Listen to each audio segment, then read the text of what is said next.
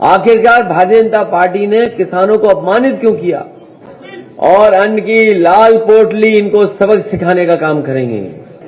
बताइए, 80 करोड़ लोगों को गरीब बना दिया इन्होंने। किसी के घर में नौकरी रोजगार नहीं। 90 से ज्यादा मजदूरों की जान गई उत्तर प्रदेश में, लेकिन भारतीय जनता पार्टी ने एक भी मजदूर की मदद नहीं की थी। यही सर्दी में, गर्मी में, बरसात में इसी बॉर्डर पर बैठे रहे, लेकिन उन्होंने परवाह नहीं की। नकारात्मक पॉलिटिक्स कोई कर रहा है तो वो भारतीय जनता पार्टी कर रही है। युवाओं को तय करना है। एक तरफ वो लोग हैं जो आपको पीटते हैं, लाठी चलाते हैं, नौकरी से आपको वंचित रखते हैं। कि जिस समय वो सरकार में आए थे उस समय एक सिलेंडर भरवाने की कीमत क्या थी और आज क्या कीमत है। उन्हें टिकट मांगनी पड़ी बीजेपी से। सोचो, एक मुख्यमंत्री जो दरवाजे खटखटा रहे हैं, उन्हें इस बात की चिंता नहीं है कि गैस सिलेंडर कितना महंगा कर दिया। और हमने तो बाबा रामदेव जी को भी 500 एकड़ जमीन दी थी। समाजवादियों के साथ अम्बेडकरवादी भी मिल करके भारतीय जनता पार्टी को सबक सिखाने का काम करेंगे। 15 दिन के अंदर उनका गन्ने का भुगतान कराया जाएगा। ये बाबा साहब का बनाए हुए संविधान को उड़ा देंगे।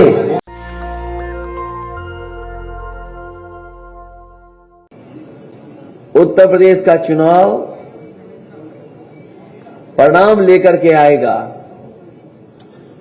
और खुशहाली का परिणाम लेकर के आएगा। मुझे खुशी और मैं बधाई देता हूं किसानों को। यहां के किसानों ने और पूरे देश के किसानों ने जो आवाज उठाई थी और जो आवाज उठी, उससे भारतीय जनता पार्टी को झुकना पड़ा। और वही लोग जो किसानों को आतंकवादी, जो किसानों को मवाली कह रहे थे, और गाजीपुर बॉर्डर का आपसे अच्छा और आपने जो देखा शायद ही किसी को देखने को मौका मिला होगा। किस तरीके से गाजीपुर बॉर्डर सील किया गया, कीलें लगाई गई, बोल्डर्स लगाए गए, न जाने कितनी फायर ब्रिगेड, न जाने कितनी पुलिस, और उसके बावजूद भी किसान न गाजीपुर बॉर्डर से हटा, न टिकरी बॉर्डर से, और जहां जहां बैठा था किसान वहां बैठा रहा और इंतजार करता रहा कि कब सरकार उनकी बात मानेगी। भारतीय जनता पार्टी ने जो कानून वापस लिए हैं, आज तक किसानों को नहीं समझा पाए। आखिरकार भारतीय जनता पार्टी को समझाना चाहिए कि 3 कानून लाए थे तो तीनों कानून उनके हक में कैसे थे, और जब तीनों कानून हटाए उन्होंने तो तीनों कानून किसानों के हक में क्यों नहीं थे। आखिरकार भारतीय जनता पार्टी ने किसानों को अपमानित क्यों किया। अपमानित करने का काम अगर किसी ने किया तो भारतीय जनता पार्टी ने किया। इसीलिए मैं अपने संग अन्न लेकर के चलता हूं। ये अन्न की लाल पोटली, लाल टोपी और अन्न की लाल पोटली इनको सबक सिखाने का काम करेंगे।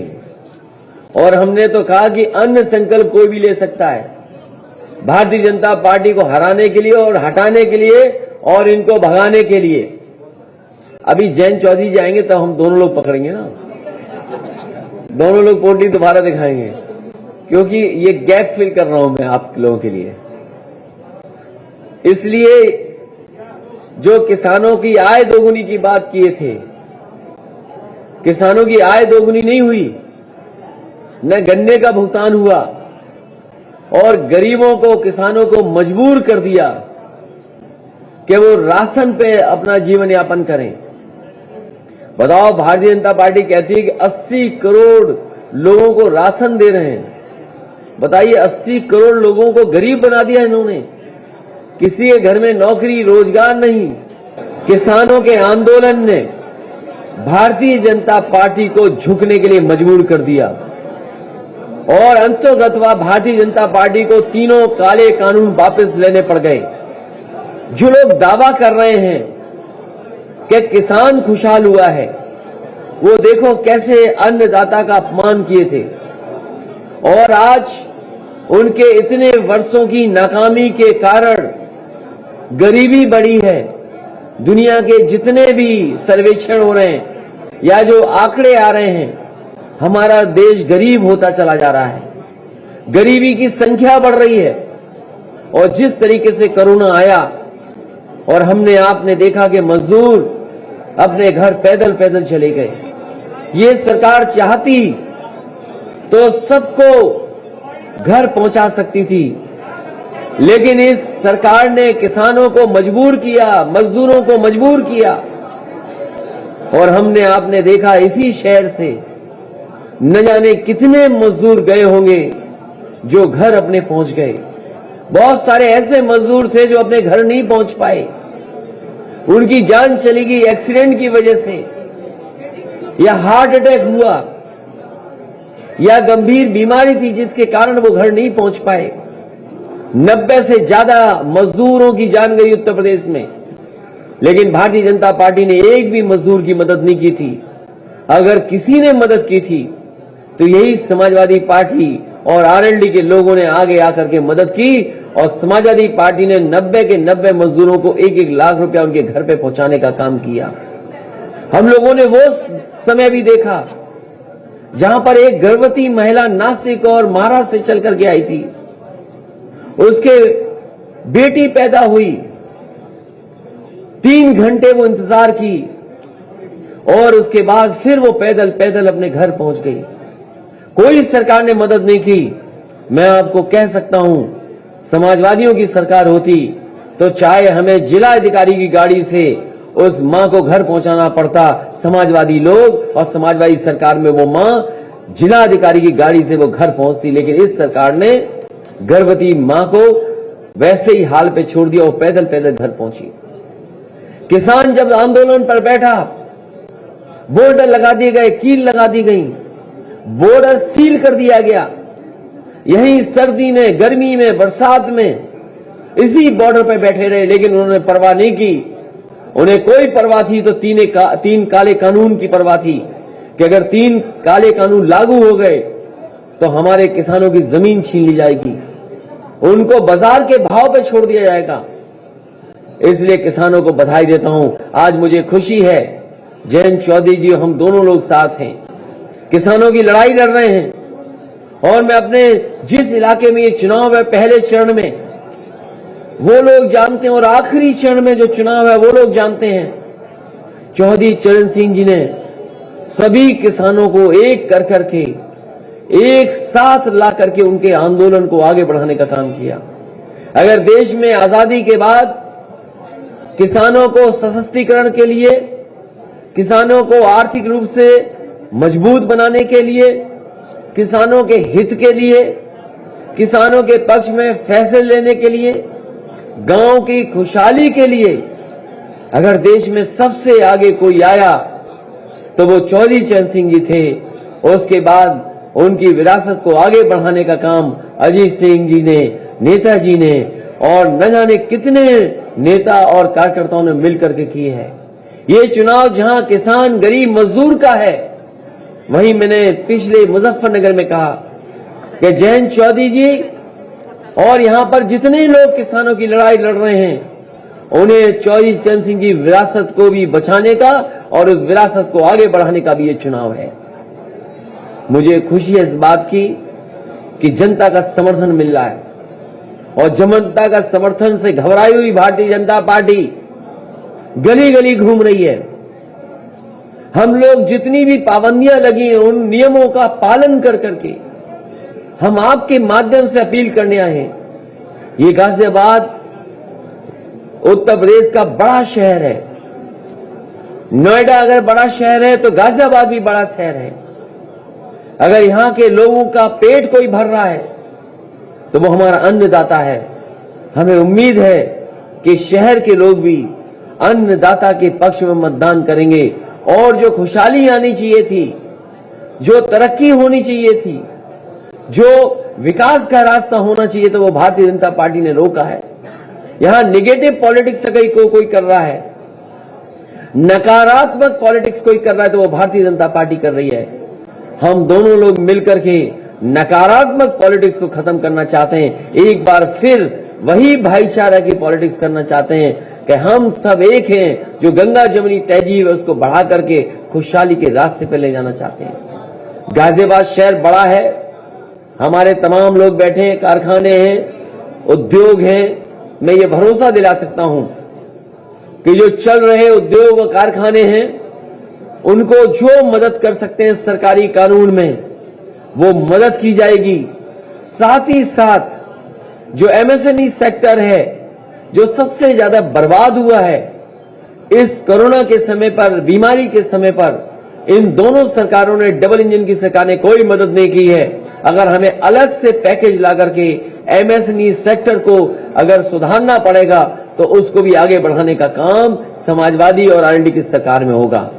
मुझे याद है कि यहां पर एक बहुत पुरानी साइकिल का कारखाना था, बंद होने की कगार पर जब आंदोलन कर रहे थे तो समाजवादी लोग पहुंचे थे। मैं तो कहूंगा कि हालांकि वो प्राइवेट सेक्टर का है कारखाना, बहुत पुराना कारखाना है, समाजवादी सरकार बनने पर साइकिल के कारखाने को पुनः जिंदा करने का काम कोई करेगा तो समाजवादी लोग करेंगे। और इसलिए करेंगे क्योंकि हमारा विशेष लगाव है साइकिल से। जिस पार्टी का चुनाव चिन्ह साइकिल हो, तो वो साइकिल के कारखाने को शुरू करने के लिए अगर कोई बड़ा पैकेज भी देना पड़ेगा तो देने का काम करेंगे। क्योंकि साइकिल के कारखाने से न जाने कितने और छोटे छोटे कारखाने जुड़े हैं, और उन कारखानों में न जाने कितने लोग हैं जिन्हें मजदूरी मिल रही है, काम मिल रहा है, रोजगार मिल रहा है।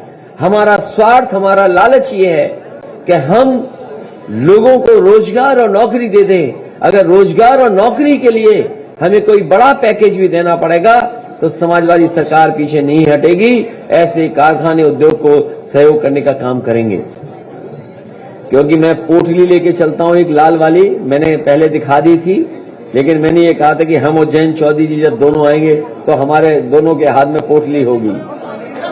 ये अन्न संकल्प के लिए हम पोटली लेके चलते हैं। यही अन्न है जो हमें और आपको जिंदा रखता है।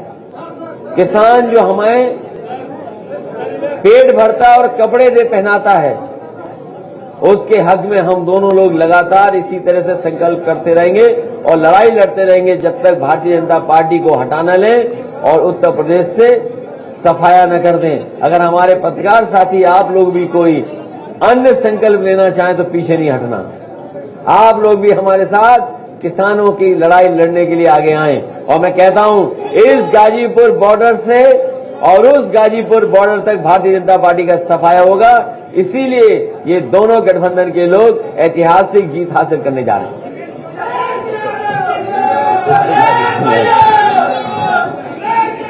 ये हमारे बहुत सारे खोड़ा कॉलोनी के लोगों को लेकर के ये खोड़ा को कौन नहीं जानता।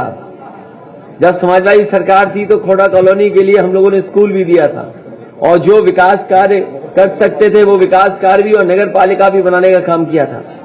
अगर खोड़ा कॉलोनी को लिए विशेष कार्य भी करने पड़े, जिसमें अस्पताल बनाना हो, डिग्री कॉलेज देना हो, और अगर घर घर पानी पहुंचाने का काम करना पड़े, बताओ खोड़ा जैसी जगह जहां उत्तर प्रदेश और बिहार के बड़े पैमाने पर लोग रहते हैं, आसपास के लोग तो रहते ही हैं, लेकिन यूपी बिहार के भी लोग बड़ी संख्या में आकर के रह रहे हैं। अगर उन्हें हम अच्छा पानी नहीं दे सकते और इलाज नहीं दे सकते तो हम लोग कैसे करेंगे। वहीं सभी बात मेट्रो को रुके कार्य चालू करना, और मेट्रो के कार्य तो मेट्रो तो समाजवादियों से ज्यादा किसी ने बनाई नहीं है। आप में से पुराने पत्रकार लोग भी जानते होंगे जिनके पास मेट्रो का इतिहास होगा। सबसे पहले एक बार नेताजी यहां आए थे, और नेताजी जब आए थे तब मैं भी उनके साथ आया था। तब हमारा आपका परिचय ऐसा नहीं था जैसा आज है। उस समय परिचय यही रहा होगा कि हम कहीं खड़े रहे होंगे, वहीं तस्वीर आ गई होगी तो आ गई होगी। तो उस समय भी मेट्रो का काम अगर किसी ने शुरू किया था तो नेताजी ने शुरू किया था। नेताजी उस समय मुख्यमंत्री थे। तो मेट्रो का काम हो और शहर की जो सुविधाएं हैं कि ट्रैफिक ठीक तरीके से चले।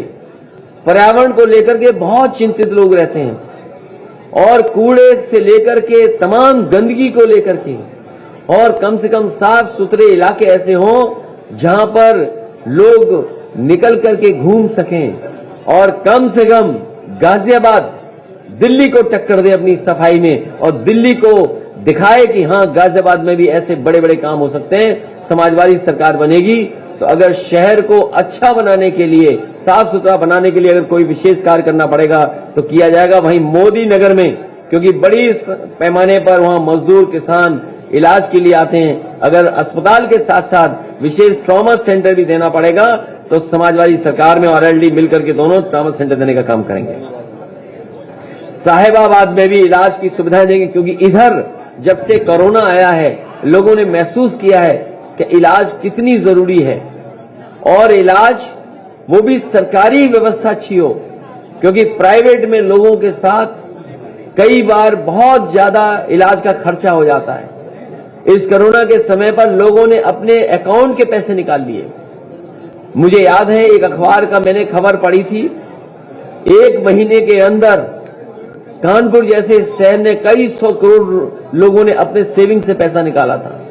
और अगर हमारे पत्रकार साथी यहां का आंकड़ा निकालेंगे, आप गाजियाबाद का आंकड़ा अगर निकालेंगे, कोरोना के समय पर लोगों ने सेविंग से कितना पैसा निकाला होगा, तो कम से कम 2 या 3 महीने में 1000 करोड़ से ज्यादा पैसा निकाला होगा।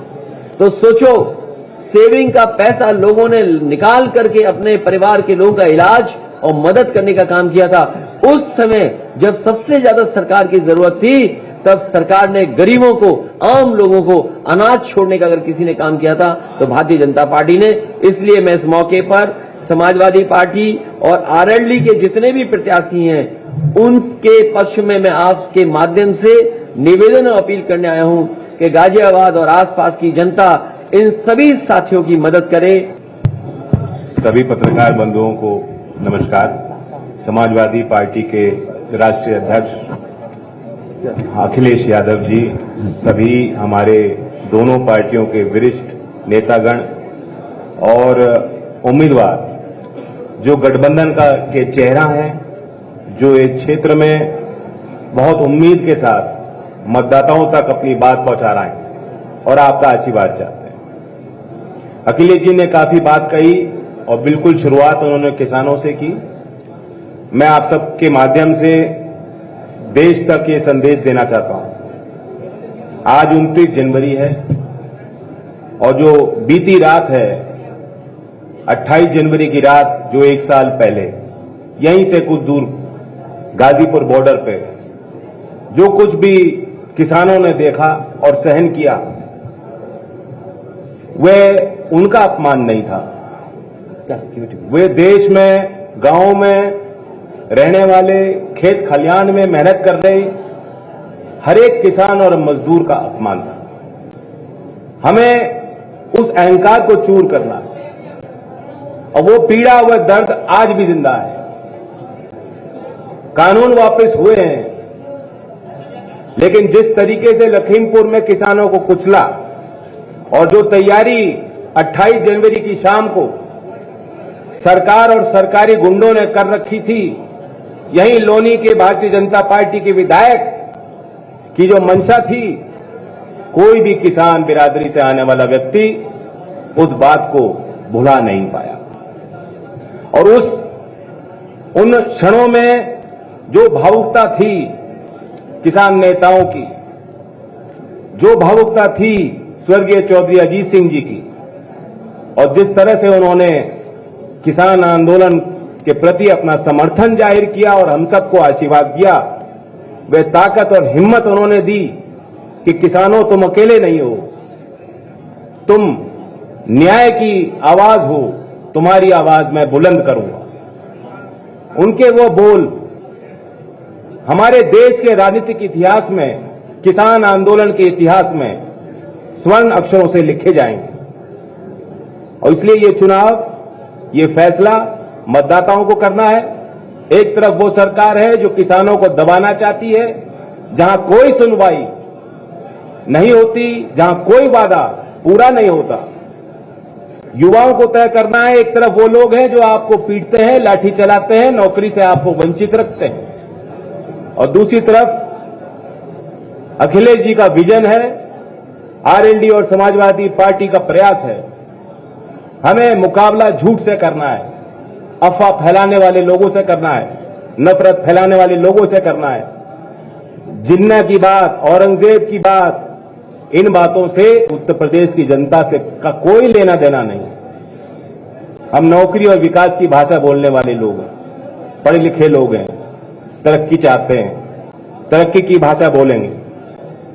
और जैसा अखिलेश जी ने कहा, गाजियाबाद तो इतना बड़ा अर्बन सेंटर है, यहां लोग रोजगार की उम्मीद लेकर आते हैं, अपने परिवारों के पालन पोषण के लिए भरपूर प्रयास करते हैं।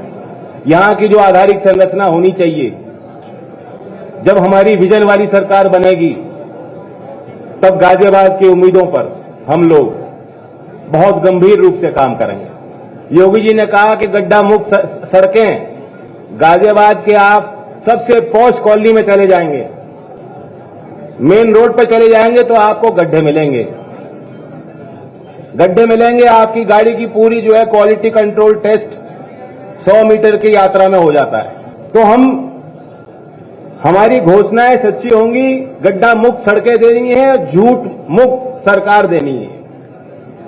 मैं आप सबके माध्यम से प्रार्थना करता हूं कि इन्हीं बातों को लेकर आप लोग हमारे पक्ष में मतदान करें। समाजवादी पार्टी और राष्ट्रीय लोकदल के सभी उम्मीदवार आपके सामने हैं, और फिर मौका दें अखिलेश जी को कि वे जो उनके उत्तर प्रदेश को आगे ले जाने वाली जो सोच है, वह उसको पूरा अमला जमला पहनाएं और जमीन तक उस सोच को पहुंचाएं। जिस कड़ी में सबसे पहले समाजवादी पार्टी ने तय किया था कि 300 यूनिट की फ्री घरेलू बिजली होगी, किसानों को सिंचाई मुफ्त होगी, लैपटॉप डिस्ट्रीब्यूशन होगा पहले की तरह, और वहीं ये भी फैसला लिया था कि पुरानी पेंशन बहाल होगी।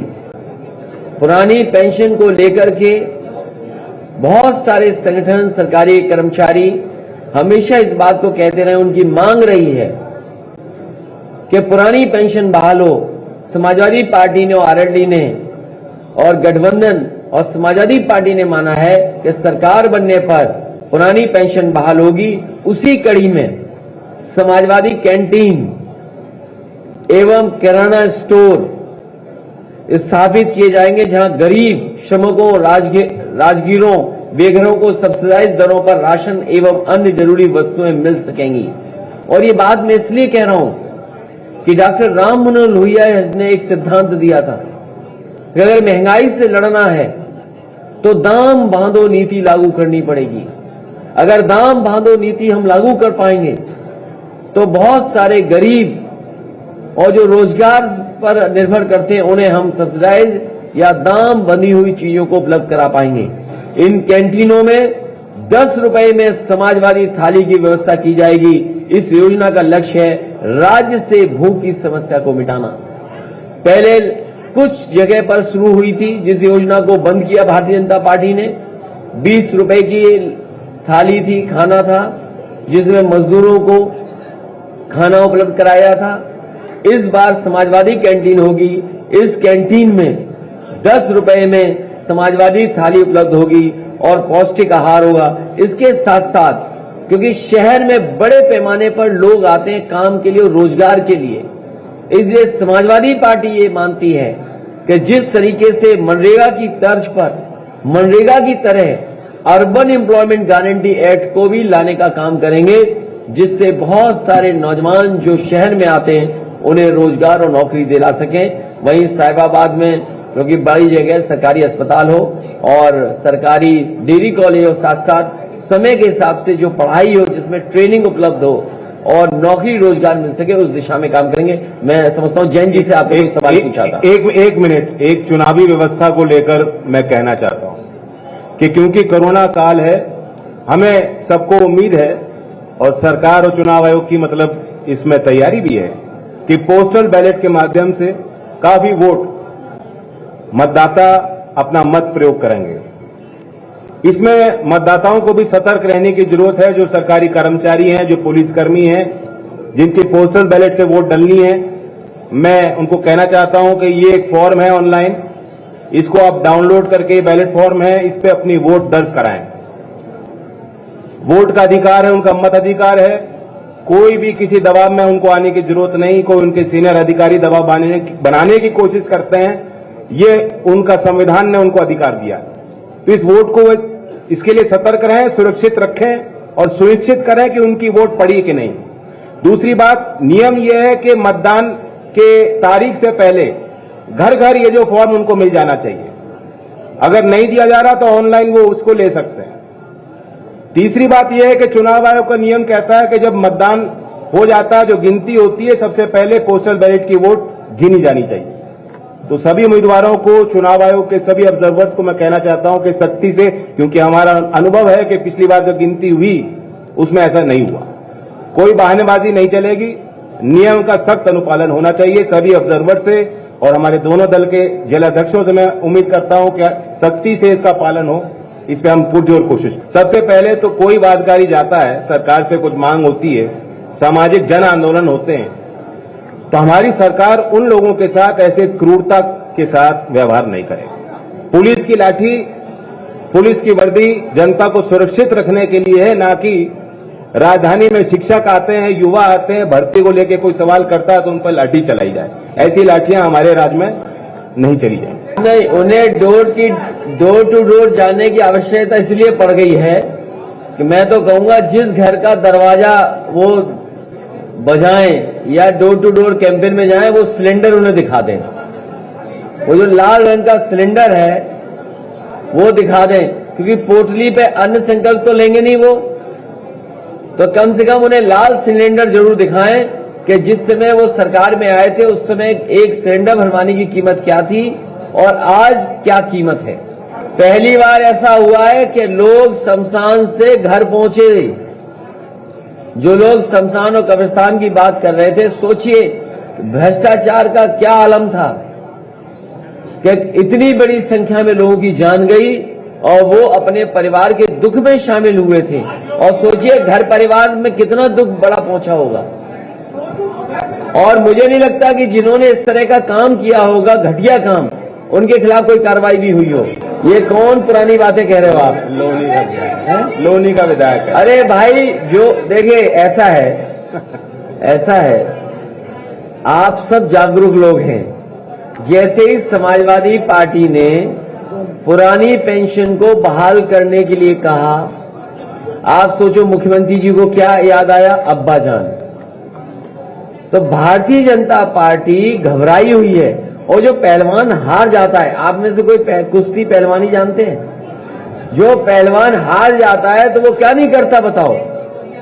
कभी काटता है, कभी नोचता है। तो ये लोग पहलवान वो लोग हैं जो हार चुके हैं, जनता ने हराया इनको, किसान हरा रहा है इनको। हमें ये लाल पोटली पसंद है। उनसे कहिएगा, हमारे जो योगी मुख्यमंत्री जी हैं, आज मैं उनका एक स्टेटमेंट सुन रहा था, भगवान की कोई जाति नहीं होती है, भगवान सबके हैं। इसलिए मुख्यमंत्री जी जाने वाले हैं, उन्हें घर पहले ही बीजेपी ने भेज दिया। और हमारे पत्रकार साथी, हमारे योगी मुख्यमंत्री बीजेपी के सदस्य नहीं है, उन्हें टिकट मांगनी पड़ी बीजेपी से। सोचो, एक मुख्यमंत्री, उसे टिकट मांगनी पड़ रही हो अपने ही पार्टी से, हमें यहां से लड़ना है, यहां से लड़ना है। और बाद में भारतीय जनता पार्टी ने उन्हें अपने घर पहुंचा दिया, जिससे लखनऊ न आए दोबारा। चिंता का विषय यह है कि वो घर चुनाव से पहले ही पहुंचा दिए और असली अब जनता उन्हें घर पहुंचा देगी। इस बार ये भाईचारा का चुनाव है और हम लोगों ने नारा भी दिया है, भाईचारा जिंदाबाद, भाईचारा जिंदाबाद। और किसान एकता का नया नारा है कि हमारी ताकत होगी भाईचारा, हमारी ताकत भाईचारा। ये गठबंधन इतनी रफ्तार से प्रदेश को विकास की तरफ ले जाएगा जिसकी आप कल्पना नहीं कर सकते। और मैं कह सकता हूं, ये हमारे साथी ने जो विकास का पूछा, यहां जितने गाजियाबाद के लोग हैं वो जानते होंगे कि सिंगल पियर पर 6 लेन रोड अगर कहीं देश में सबसे बड़ी बनी है तो वो आपके गाजियाबाद में बनी है।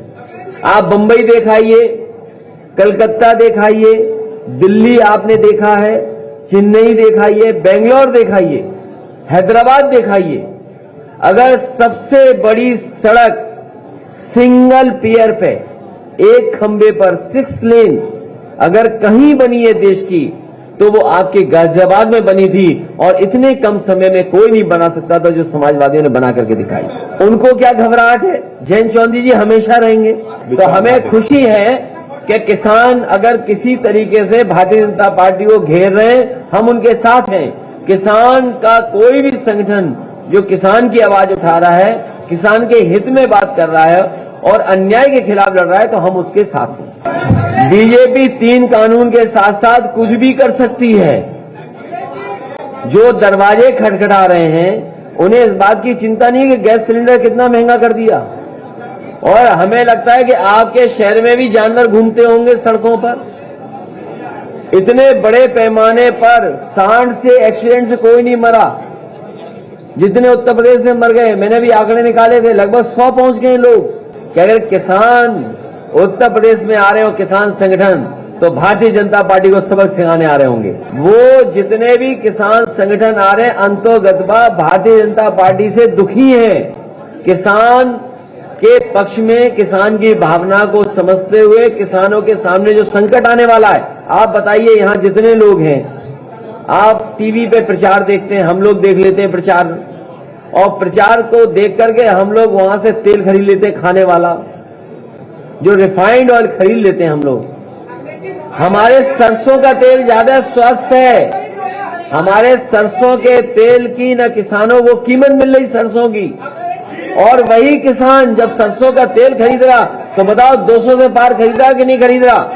समाजवादी लोगों की कोशिश रहेगी कि सरसों का तेल अगर सस्ता करने के लिए हमें किसानों को ज्यादा सब्सिडी देनी पड़ी या सरकारी प्लांट लगाने पड़े, तो लगाने का काम करेंगे, जिससे सस्ते में सरसों का तेल उपलब्ध हो जाए। एमएसपी पर खरीदा जाएगा, और एमएसपी के प्रोक्योरमेंट के लिए, एमएसपी से खरीद के लिए सरकार में व्यवस्था की जाएगी। वहीं प्रोक्योरमेंट कैसे हो उसकी भी व्यवस्था की जाएगी। खरीद की भी जगह जगह केंद्र बनाए जाएंगे। और मुझे खुशी है कि सबसे ज्यादा मंडियों में काम अगर किसी सरकार में हुआ था, तो समाजवादी सरकार में मंडी चाहे साहिबाबाद की हो, चाहे नोएडा गाजियाबाद में हो। और हमने तो बाबा रामदेव जी को भी 500 एकड़ जमीन दी थी कि जिससे वो एक बड़े कुछ कारखाना लगा दें या मंडी जैसी व्यवस्था पैदा कर दें, जिससे शहर में फल, सब्जी, अनाज समय पर मिल जाए। आपके शहर में न जाने कितना दूध आता होगा, न जाने कितनी फल सब्जी आती होगी, न जाने कितना अनाज आता होगा। तो अगर वो लोग जो बड़ी कंपनियां, मल्टीनेशनल कंपनियां मुनाफा कमा रही हैं, वो किसान तक मुनाफा कैसे पहुंचे, उसका इंतजाम समाजवादी लोग करेंगे। इस बार समाजवादी पार्टी और आरएलडी का नारा है भाईचारा नारा है। इस बार किसानों का नारा है ताकत हमारी भाईचारा है। इसलिए इनके नफरत के कोई मुद्दे नहीं चलने वाले। नफरत में अपनी माताएं, बहनें और खासकर महिलाएं जो भागीदारी लोकतंत्र में बराबर चाहती हैं, समाजवादी पार्टी ने हमेशा महिलाएं और अपनी बहनों के लिए, उनके स्वास्थ्य के, उनकी सुरक्षा को लेकर के, और वो सशक्तिकरण की दिशा में अगर हमें कोई काम करना पड़ा है तो किया है, चाहे वो सुरक्षा को लेकर के, जिसकी सुप्रीम कोर्ट ने भी एप्रिसिएशन किया था 1090। वहीं बड़े पैमाने पे जो हमारी बहनें थीं, उनको लैपटॉप मिला था। गरीब महिलाएं थीं, उन्हें समाजवादी पेंशन से जोड़ा था। और विशेष गर्भवती महिलाएं और महिलाओं को अस्पताल तक पहुंचाने के लिए एम्बुलेंस चलाई गई थी। उनके स्वास्थ्य के लिए, उनकी शिक्षा को लेकर के आने वाले समय में अपनी माताएं बहनों के लिए, बेटी, बहन और मां तीनों के लिए एक विशेष योजना लेकर के मैनिफेस्टो में हम आएंगे। मैंने कहा हमारे विशाल वर्मा लड़ रहे हैं, और मुझे याद है कि ये सीट किसी और ने मांगी थी, लेकिन उसके बावजूद हमने विशाल वर्मा जी को दे दी। इस बार उत्तर प्रदेश के चुनाव में जहां आप गठबंधन देख रहे हैं, किसानों का गठबंधन, पुराने किसानों के नेताओं का गठबंधन देख रहे हैं, वहीं आप देखेंगे समाजवादियों के साथ अम्बेडकरवादी भी मिल करके भारतीय जनता पार्टी को सबक सिखाने का काम करेंगे, क्योंकि लोकतंत्र को बचाने का, संविधान को बचाने का ये चुनाव है जो संविधान से खिलवाड़ हो रही है। हमारी संयुक्त लड़ाई 403 सीटों पे है और दोनों पार्टी के और भी हमारे साथ दल हैं, सभी कार्यकर्ता मिलकर चुनाव लड़ाएंगे। ये गाजियाबाद बड़ा शहर है और ये जो आपके कई काम जो गाजियाबाद में हुए, चाहे फ्लाईओवर बना हो, चाहे सब स्टेशन बनाए हो, चाहे आपका अस्पताल बनाए हो, चाहे खोड़ा जैसी जगह को नगर पालिका बनाया हो या और सुविधाएं दी हो, पार्क बनाए हो, मेट्रो का बनाया हो, ये हमारे घोषणा पत्र में नहीं था। इसीलिए मैंने कहा कि ये शहर बड़े शहरों में है, इस शहर को अच्छा बनाना और आज के हिसाब से शहरों में सुविधाएं देना, क्योंकि जहां अथॉरिटी है वहीं बड़ा शहर भी है, उद्योग कारखाने हैं। मैंने शुरू में कहा आपसे कि यहां पर एक बहुत पुरानी साइकिल की फैक्ट्री चलती थी जो बंद हो गई।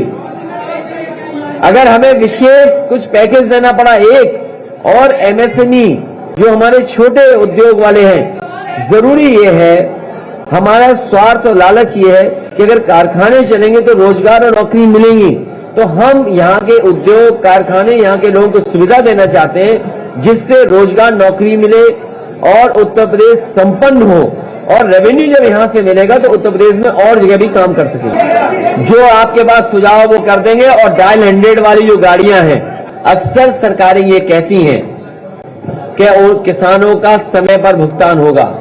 मैं अपने पत्रकार साथी के सवाल के माध्यम से और आपके सहयोग से पूरे के पूरे किसानों को मैं भरोसा दिलाता हूं कि अलग से अगर फार्मर्स फंड भी बनाना पड़ा, फार्मर्स कॉर्पस फंड बनाना पड़ा, फार्मर्स रिवॉल्विंग फंड बनाना पड़ा, तो अलग से फंड बना करके किसानों को चीनी मिलों के सामने धरना प्रदर्शन नहीं करना पड़ेगा। 15 दिन के अंदर उनका गन्ने का भुगतान कराया जाएगा। और उसका उदाहरण ये है, क्योंकि पहले भी एक बार जब संकट आया था तो 2000 करोड़ बजट से पैसा देकर के समाजवादी सरकार में किसानों के गन्ने का भुगतान कराया गया था। ये जो गठबंधन है, ये जमीन का, किसानों का, गरीबों का गठबंधन है। इस बार इसका परिणाम आएगा। देखिए, जिस समय कोर्ट ने, आपको अच्छी तरह याद होगा, नीट को लेकर के पूरे देश में हलचल थी और भारतीय जनता पार्टी को एफिडेविट देना था उनकी सरकार को कोर्ट में एफिडेविट देने से पहले उन्हें स्वीकार करना पड़ गया था आरक्षण को लेकर के। जो आरक्षण का सवाल है, मैं आपको भरोसा दिलाता हूं, जो मूल भावना है आरक्षण की, उस पे हम लोग सब मिलकर के काम करेंगे। उसमें सबसे ज्यादा जरूरी ये है कि जाति जनगणना होनी चाहिए, क्योंकि जाति जनगणना अगर नहीं होती है तो बहुत सारे लोग ये फैलाते हैं किस जाति ने कितना छीन लिया। इसलिए मूल भावना पर और जाति जनगणना की जाएगी। मैं बड़ी संख्या में व्यापारियों की जान गई है, कुछों ने आत्महत्या की है। इसीलिए मैंने कहा एमएसएमई को और जीएसटी का सरलीकरण हो, क्योंकि जीएसटी में इतने अमेंडमेंट हो गए।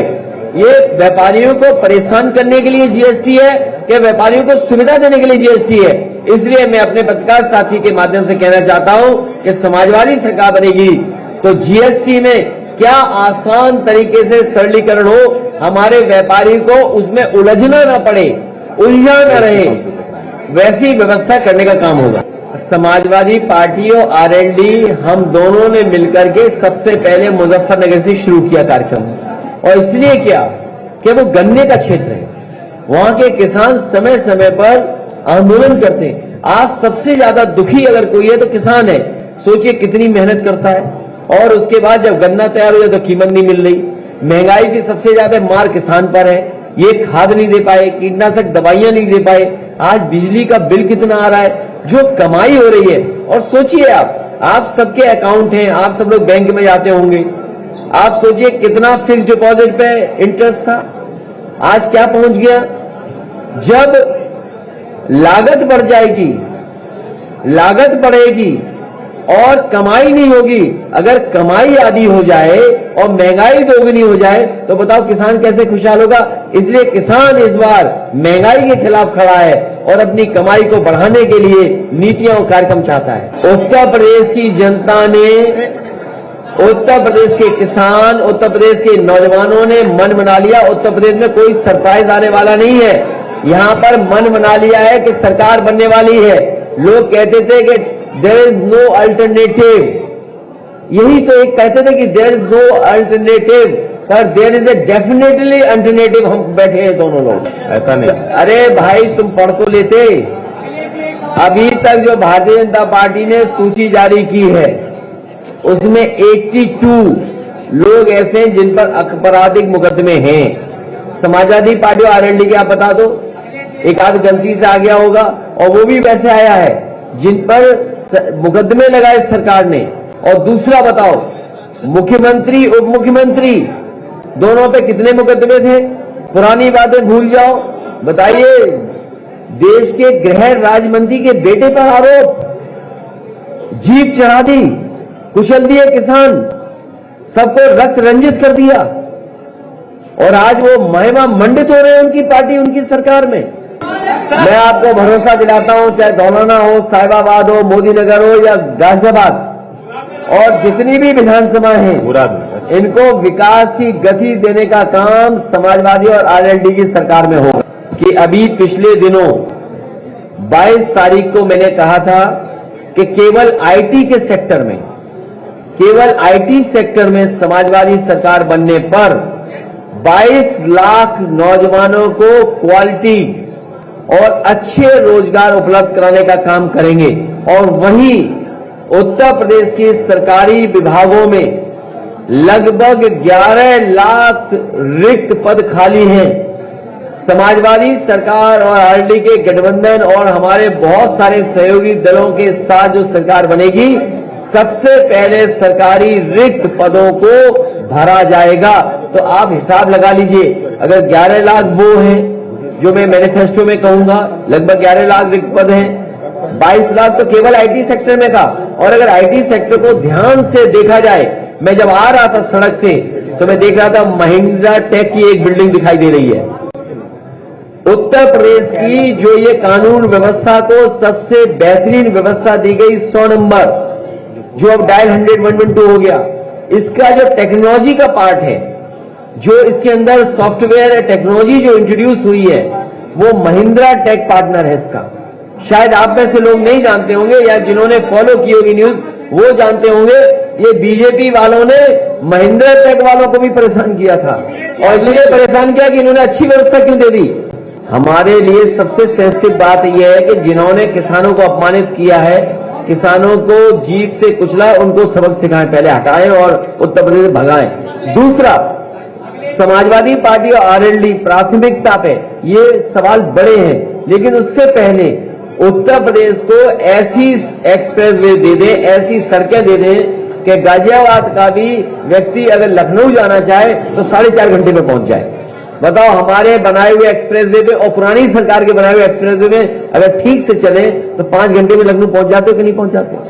तो आने वाले समय में ऐसी एक्सप्रेसवे बनाए जाएंगे जिससे यहां के लोगों को लखनऊ या कहीं भी जाना हो तो 5-6 घंटे में आराम से पहुंच जाए। विकास में पश्चिम को पूरी भागीदारी मिलेगी। देखिए, मैं आपके माध्यम से भरोसा दिला सकता हूं उत्तर प्रदेश की जनता को कि कोई भी दंगा नहीं हो पाएगा और किसी तरीके से कोई कानून से खिलवाड़ करेगा तो उसके खिलाफ सख्त से सख्त कार्रवाई होगी। कोई बना रहे लेकिन वो कानून से बड़ा नहीं होगा और कानून सख्ती से ऐसे लोगों के खिलाफ कार्रवाई करेगा। मैं आपको भरोसा दिलाता हूं 300 यूनिट घरेलू बिजली फ्री और साथ ही साथ किसानों को सिंचाई के लिए फ्री सिंचाई, इसलिए मैं कह सकता हूं कर सकते हैं क्योंकि समाजवादी सरकार में बिजली के कारखाने लगे। भाजपा ने अभी तक एक भी कारखाना नहीं लगाया। क्या समाजवादियों के साथ इस बार अम्बेडकरवादी जी भी मिलकर के भारतीय जनता पार्टी जो बाबा साहब का बनाया हुआ संविधान को खत्म करना चाहती है, ये बाबा साहब का बनाया हुआ संविधान को उड़ा देंगे। इसलिए समाजवादी और अम्बेडकरवादी साथ मिलकर के हराएंगे। नेशनल दस्तक की आपसे गुजारिश है कि अगर इसको बचाना चाहते हैं तो नेशनल दस्तक को सब्सक्राइब करने के लिए रेड कलर के सब्सक्राइब बटन को दबाएं, फिर बेल आइकन की घंटी दबाएं। नेशनल दस्तक को बचाने के लिए बहुत जरूरी है कि हर खबर को शेयर करें, लाइक करें, कमेंट जरूर करें।